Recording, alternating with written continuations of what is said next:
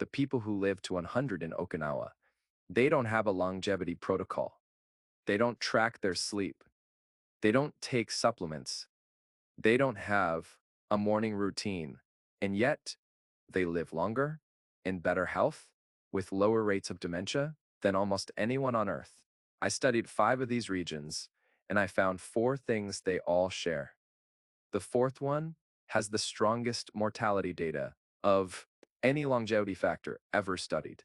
And it's the one thing you absolutely cannot buy. Before we start, I need to tell you something about Okinawa that almost no channel will admit, because it's the most important lesson in all of Blue Zone research. And I'm saving it for the end. Because once you understand it, everything changes. Let's start with the science.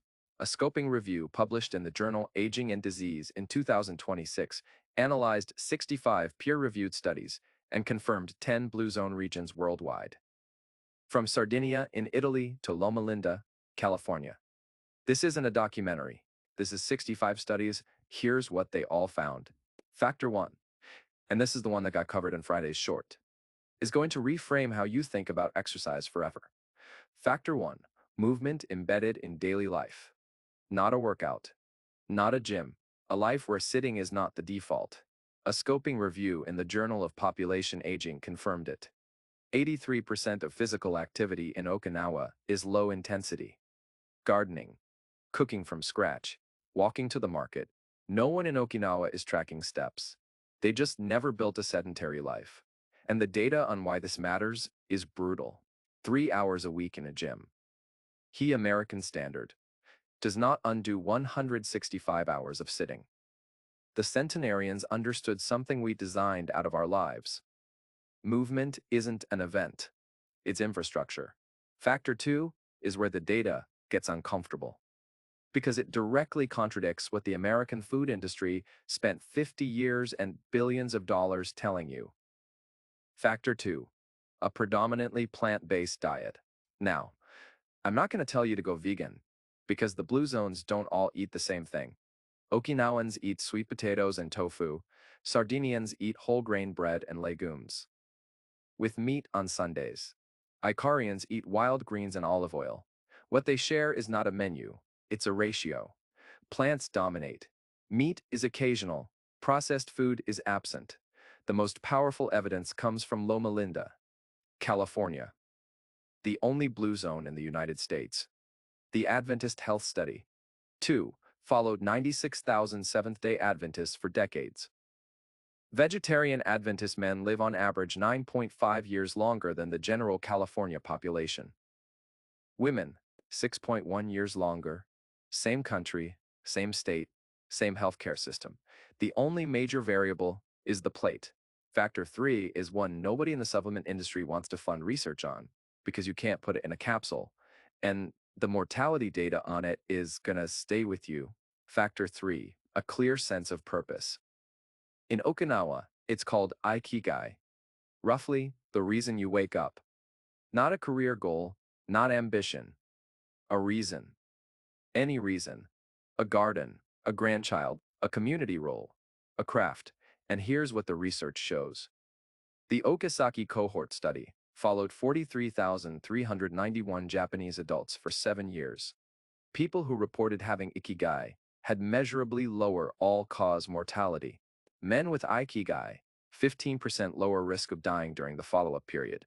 A separate, longitudinal study published in the Lancet Regional Health found Ikigai was associated with a 31% lower risk of functional disability and a 36% lower risk of developing dementia.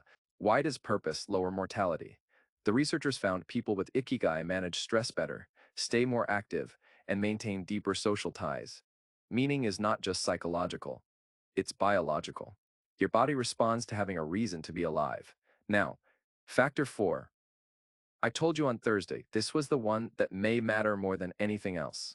More than supplements, more than sleep, more than diet, and I told you it was something most Americans are quietly losing. Here it is. Quick pause. If you watched Tuesday's video on supplements and Thursday's video on sleep, and you're here now on Saturday, you are exactly the kind of person this channel is built for. Hit subscribe right now because what I'm about to show you is the most important 3 minutes I've ever put on this channel. And I want you here next Tuesday. Go ahead. I'll wait. Factor 4. Deep, consistent social connection. In Okinawa, they call it Moai, a group of 5 people who come together in childhood and support each other. Financially, emotionally, practically, for the rest of their lives. In Sardinia, it's the village. In Loma Linda, it's the faith community. The structure is different in every blue zone. The function is identical. You are embedded in a group of people who know you, check on you, and need you. A meta-analysis published in PLOS Medicine analyzed 148 prospective studies, more than 300,000 participants. The finding: people with strong social connections have a 50% greater odds of survival. A separate meta-analysis found social isolation increases mortality risk by 29%, loneliness by 26%, living alone by 3.2%. These effects were consistent across every age group, every gender, every country. And here's the comparison that should shock you. Smoking increases mortality risk by roughly 30%. Social isolation has a comparable or greater effect. Let me say that again, because I want it to land. Being lonely is as dangerous as smoking. That's not a metaphor. That's what 148 studies with 300,000 people found. And the United States Surgeon General declared loneliness a public health crisis in 2023. Not because people are sad, because they are dying. Here's what I keep thinking about. Americans over 50 report fewer close friendships than any generation before them. We built lives optimized for efficiency and independence. We moved for jobs. We traded neighborhoods for suburbs. We traded front porches for back decks. We traded community for privacy. And none of us decided to do this. It just happened, one small choice at a time, until one day you realize you have acquaintances and you have contacts, but you don't have a Muay Thai. You don't have 5 people who would know within 24 hours if something was wrong. That's not a judgment. That's the most common story I hear from people in this community. And it's the hardest longevity problem to solve. Because you can't order it on Amazon. You can't fix it with a supplement. It has to be built slowly, intentionally, starting with one person. Now, what do you actually do with this? Because I refuse to leave you with a problem and no path forward. And I want to show you something practical for each of these 4 factors. Something you can start this week, not this year, this week. Factor 1, movement. Pick one thing you already do every day and make it active. Cook instead of ordering in 3 times this week. Park at the far end of every parking lot.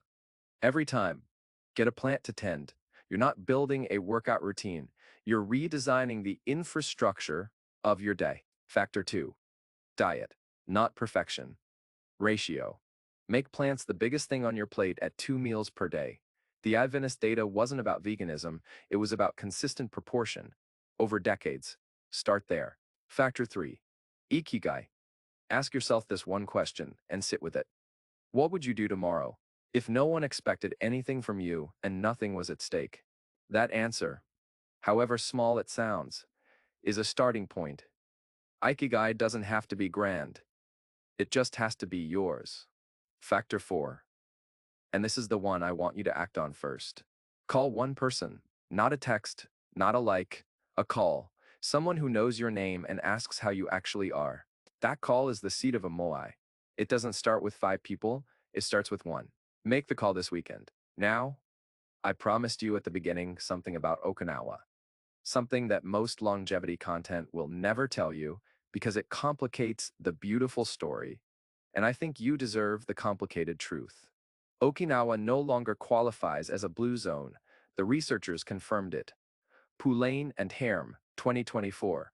Okinawa's current population no longer meets the scientific criteria. Same genetics, same island, same water, but a different life.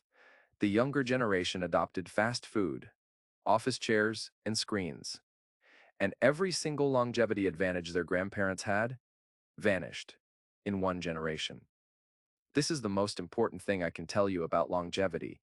The centenarians of Okinawa were not special. They didn't have better genes. They didn't have a secret.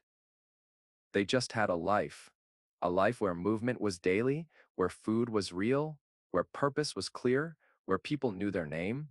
That life protected them. And when the next generation traded that life for the Western version, the protection disappeared, which means the longevity was never in the geography, it was in the way they lived. And the way they lived is a choice, a series of small, daily choices that you are making right now, whether you know it or not. The four things every blue zone shares: movement as infrastructure, not an event, a plant-forward plate, not perfection, proportion, a reason to wake up, however small, and people who know your name. You can optimize everything else on this channel. But if you are isolated, the data says none of it will save you the way a Moai tea will. One thing I want from you, tell me in the comments. Do you have a Moai tea? Not followers, not contacts. People. If your honest answer is yes, tell me how you built it. If your honest answer is no, write that too. Because this community is exactly where that conversation belongs. I read every comment. If you missed Tuesday's video on the 5 supplements with real human trial evidence, it's right here. If you missed Thursday's breakdown of how poor sleep is accelerating your biological age, it's right here. The 3 videos together tell a complete story: supplements, sleep, and now the life design of the people who live to 100.